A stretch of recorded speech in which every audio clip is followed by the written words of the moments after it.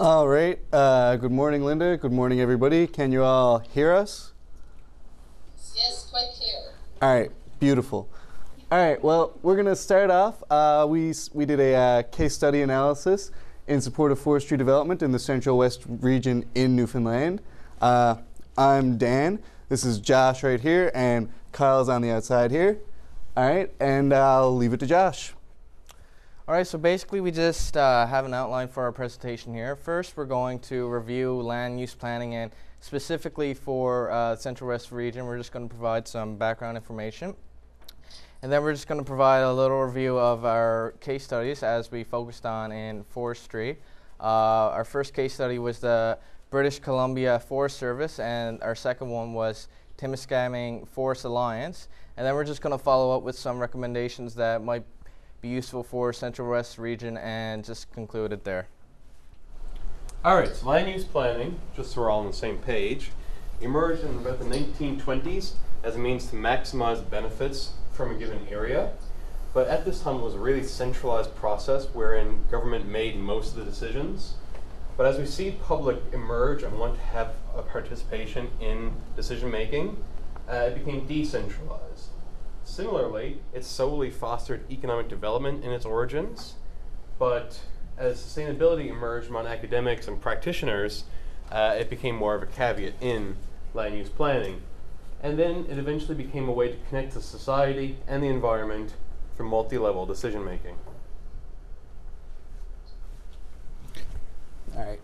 For each of our case studies, we decided to go through a particular 5 steps of analysis. So we went through and looked at sustainability, the spatial dimensions, the human dimensions, economic feasibility, and government interactions and governance initiatives between all these between these case studies, as well as how it could relate to Central West region. In choosing our case studies, we wanted to capture something that had really a prolific forest industry. So we went with British Columbia Forest Service, which is an intergovernmental organization, and they will provide the model for governance for the Central West region, and they hold jurisdiction over the entire province of British Columbia. So our examples will be drawn from the British Columbia industry as a whole. The Timiskaming Forest Alliance, they're located in Northern Ontario. They're a much smaller jurisdiction as they only incorporate about 10,000 square kilometers, and they'll be much more of a practical example for the Central West region as they include multiple interest groups in the forestry development. So we're just going to start off talking about sustainability in the BC Forest Service. One thing should be noted that their forest industry were mostly focused on the economic sustainability instead of the ecological sustainability. So economic sustainability wise, their harvest rates have declined since the 1990s, but this is largely due to the U.S. housing crisis as they were a main exporter of their timber. However, future is looking bright as they expect the economy to kind of perk up, and by 2020 they expect the rates to be around where they should be. Ecological sustainability, they kind of have issues with old growth trees. Old growth tree is a tree that's 250 years or older, but due to the climate, hot and dry weather, it might be either 125 to 140 years. They might be considered an old growth tree. So we're not sure if that might be applied to the Central West region, but they have a number of initiatives put into place to try to accommodate for these old growth trees, but unfortunately sometimes they choose high risk areas where they can't do the forest region, the forestry industry, but other areas, endangered areas, are still harvested because they're just not as high risk as some other areas. So basically sometimes some key ecosystems get destroyed as the process of the forestry industry, even though that there's regulations put in place. All right. As far as the spatial dimensions go on the British Columbia Forest Service, it's a little bit of a complicated issue because it does cover the entire province of British Columbia, but they do make very strong considerations for accessibility, nearness, and serviceability when it comes to the selection of their sites. For example, they have several different types of projects that the Forest Service looks after. For example, it's not just forestry initiatives. They also work with nurseries of trees and experimental farms and such. And so they consider things like how safe it is to have an experimental farm nearby to a community in the British Columbia Forest Service, or they consider things like how serviceable a tree nursery might be with regards to irrigation or electricity availability. And these things, they really have to take very carefully into account because of the size of the region in which they're working. So human dimensions, for those who are a little unfamiliar with it, is just integrating the human factor into management strategies. And in the BC Forest Service, they really emphasize regulating human-forest interactions. They want people to come into the resource and learn about it, but it really needs to happen in a good, facilitated manner. So they're really not emphasizing destruction of the resource here, but they're trying to focus on tourism and recreation. You can come in and hike some trails. Mount Cartier is a specific lookout that's a popular tourist destination. There are cabins for rent and gaming sites where you can engage in shotgun gaming, but it's in a very facilitated manner so as to not damage the resource. They also have educational services that increase the environmental awareness of an area, and this includes a museum dedicated to the Forest Service, as it is their 100th anniversary this year. And they have a seed planting site where you can get seeds, plant some trees, and learn a little bit about the forest industry. Economic feasibility, I touched on it briefly during the sustainability section, but the British Columbia consists of 2/3 of forestry, so in that sense it's definitely economic prosperous. The government definitely prioritizes economic prosperity as they kind of see the economic benefits a bit more important than the ecological benefits. And also, as of 2008, they've upgraded their different technologies so they can view more dense areas of the forest and more susceptible areas that could be used for harvesting, or more susceptible areas that should be used for conserving biodiversity or keeping the way things are the way they are now. As far as government interactions and governance goes in the BC Forest Service, primarily where it is a government society, it's mostly based on legislation, actual government legislation, and not any real sort of governance initiatives where it's cooperative. So it's got a lot more to do with actually making sure the legislation is progressive and gives people a say. And that's really important because in 1912, when they passed the Forestry Act, they created the BC Forest Service, which made things a lot more accessible to people. And over the last 100 years, they've seen a lot of advancements in things like how people can process appeals to say if they don't agree with where a forestry initiative might be taking place. So it's a really good example of how government can actually work with residents and private industry in forestry, because they can really have a strong they really have a strong influence on what happens in the forestry industry in that province. So we're just going to turn to our second case study now in Timiskaming, and Timiskaming is different from BC in a lot of ways. One way is that they're a private industry, whereas BC was more provincial. Some interesting thing to note is their vision statement, which is corporate commitment to forest sustainability. So also Timiskaming is different in BC in the sense that they're more focused on ecological sustainability, as though BC was really focusing on economic prosperity in a sense. They offer a lot of different conservation initiatives, a lot of different policies that they have put into place where they seek to conserve biodiversity and different forestry-related environment things. And also they're committed to planting 5 to 6 million trees annually to compensate for the trees that are actually harvested during an annual basis. So they're really more so committed to ecological sustainability. As far as the spatial dimensions go in Timiskaming, it's quite different from the BC Forest Service. As Kyle already noted, it's only a 10,000 square kilometer area, so it stretches from about Abitibi Lake up as far as Lake Timiskaming, and it stretches from the Ontario-Quebec border about 370 or so kilometers to the west. The biggest issues here is that all the communities within this region are very small, very rural. There's only one community that isn't very small and rural, and that's very far down in the south of the Forest region. But pretty much every other community there is very rural or a First Nation. And one of the problems with this is that sometimes they have issues managing the forest because, for example, the Gagoma office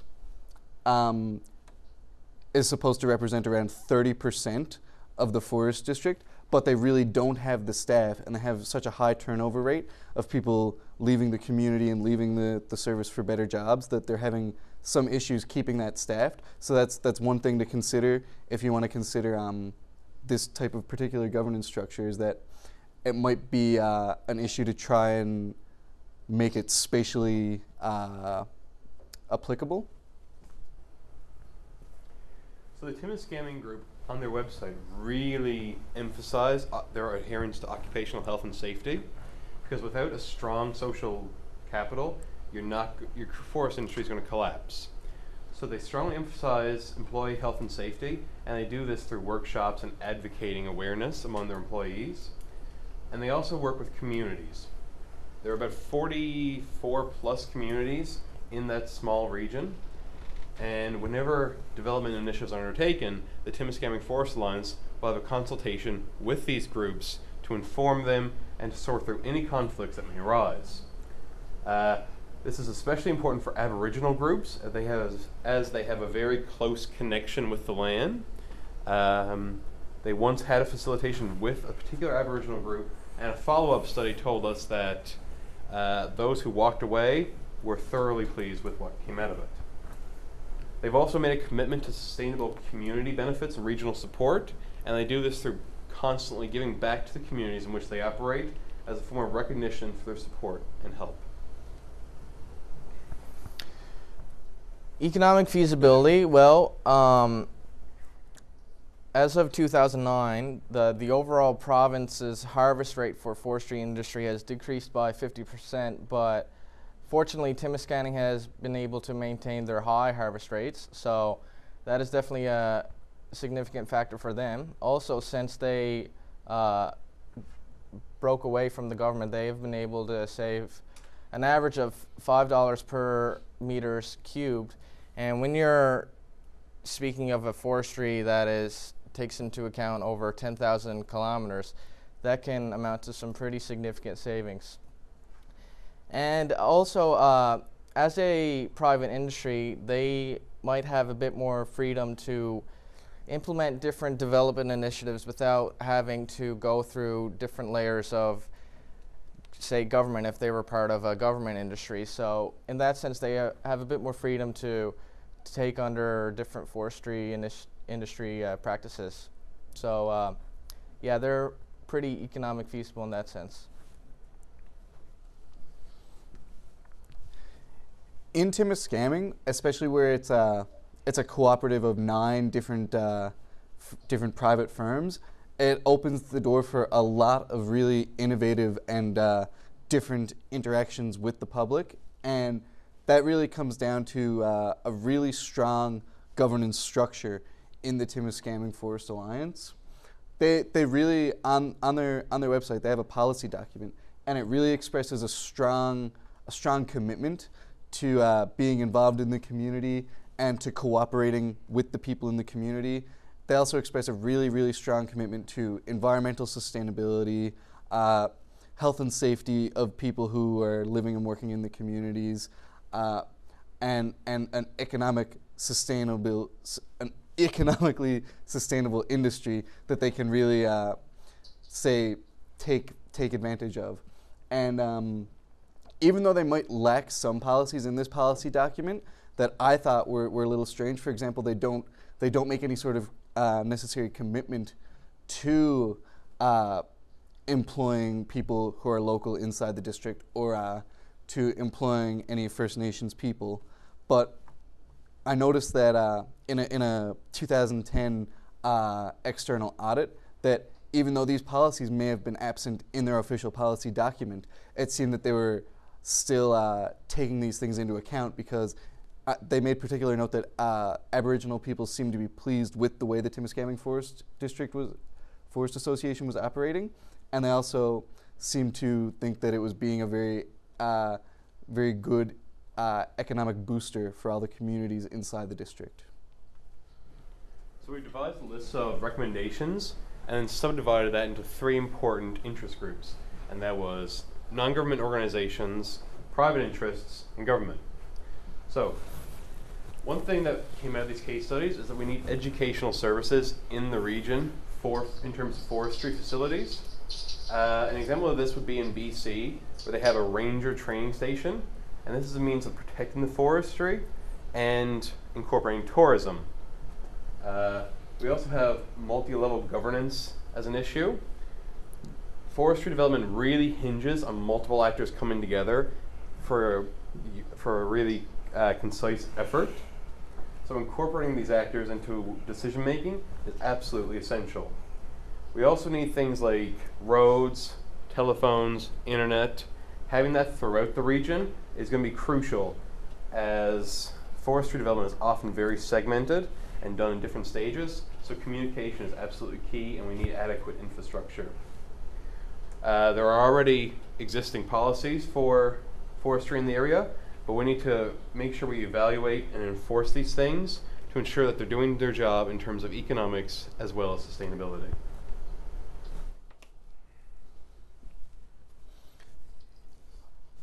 Private industry recommendations that we came up with is that just like in Timiskaming, they should really try to engage the public. They should try and share the forestry profits. They should really try and collaborate and seek relevant strategies. So a lot of these collaborative strategies would involve things like opening up public meetings for people, as they do in Timiskaming when it comes to new forestry development, or it could come as far as the how the BC Forest Service has been opening up policy reviews over the last 6 or 7 years or so. And we also thought that they should encourage training and education. And the biggest example of that we saw that private industry could really take the initiative on is Timiskaming provides a lot of on-the-job training, and it's not just training, but it's also health and safety training to make sure people aren't only doing their jobs well, but they're doing them safely. Essentially, with non-governmental organizations, we wish that they would more so collaborate, educate, and research different forestry initiatives around the province, but specifically Central West, and how they can help assist startup initiatives and provide direction for newcomers. We can see this with Timiskaming. They could provide different information, providing land claims, providing information regarding work permits, that kind of thing. So we would be interested in seeing non-governmental organizations to provide information in regards to that.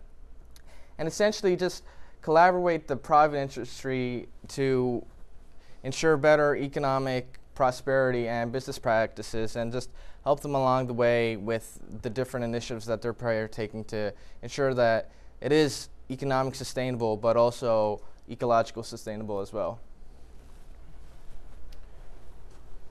So we've given you a brief overview of what our report entails.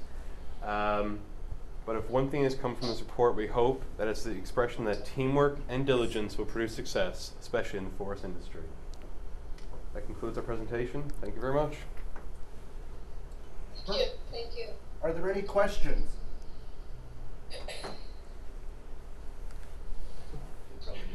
Oh, sorry.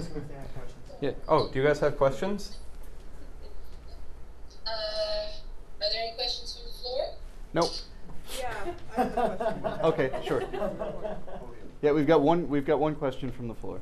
Yeah, I was gonna ask, can you guys hear me in Central West? Yay. I signed my consent already. You can hear me now. Yes. Hurrah. So I was going to ask, it's interesting that multi-level governance came up as one of your recommendations, and you addressed that a bit in discussing non-governmental organizations. But and I thought the presentation was great. But did you see, Dan, you mentioned at one point that it's a government society. So did you see initiatives where there was community-based, like an active community-based resource management that tried to work with forestry? Because planning in Central East, so the zone just east of Central West, Yep. there are local groups that when they get involved in forestry meetings do have some clout depending on their organizational capacity. Yeah, well, the thing was, I never came across any organized groups that did this, but within the last 7, 8 years, maybe, I think the first time I came across any examples of this was in 2004. They started opening up public review panels when it came to the BC Forest Service coming up with new policies or new forestry initiatives. So they would open up these review meetings to the public, and I never came across any particular organized groups that would attend these meetings, but yeah, I thought it was interesting to note that they actually do open it up for people. So I imagine if there was an organized group that would come to attend, they could kind of be heard, maybe disproportionately heard over the individual. But I think they could definitely throw their weight around if they did decide to attend the meetings in force. From your research so far, you guys would say In the BC Forest Service, yes. in terms of how business is conducted. In the BC Forest Service, yes.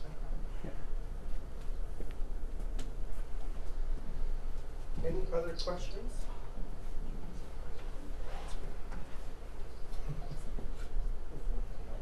I have one question. I'm just coming over here. With regards to, we have two very different case studies, one being a province-wide entity, and the second being a very localized kind of small region. And I'm wondering if you had any sense on kind of what is the more appropriate or most appropriate scale?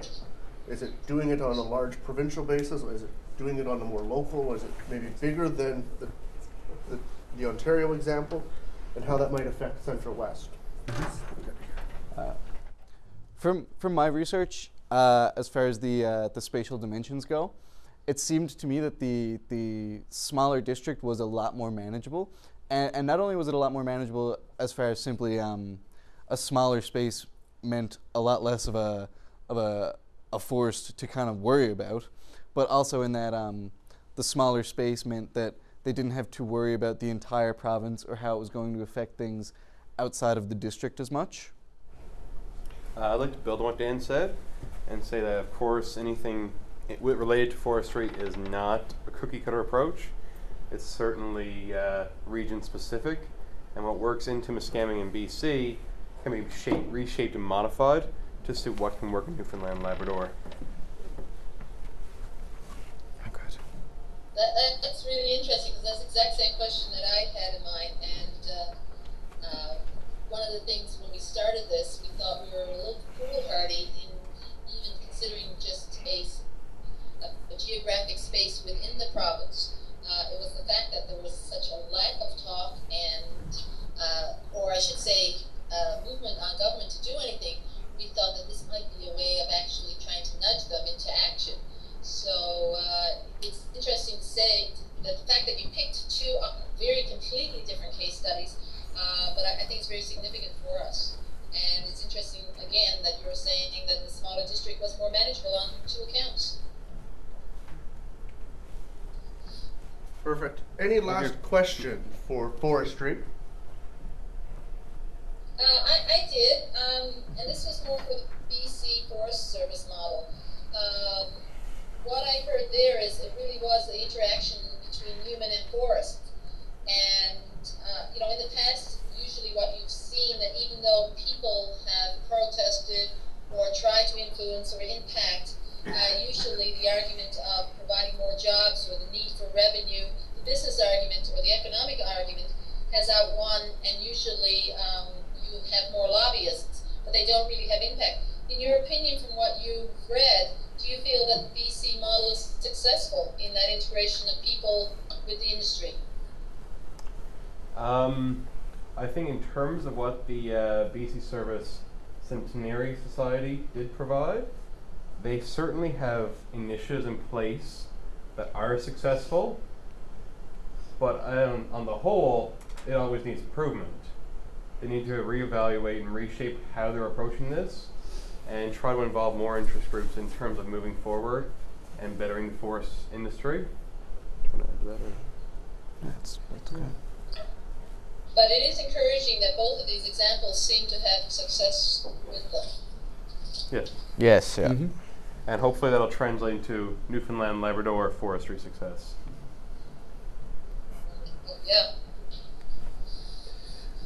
That's it from us. Great, thank you very much.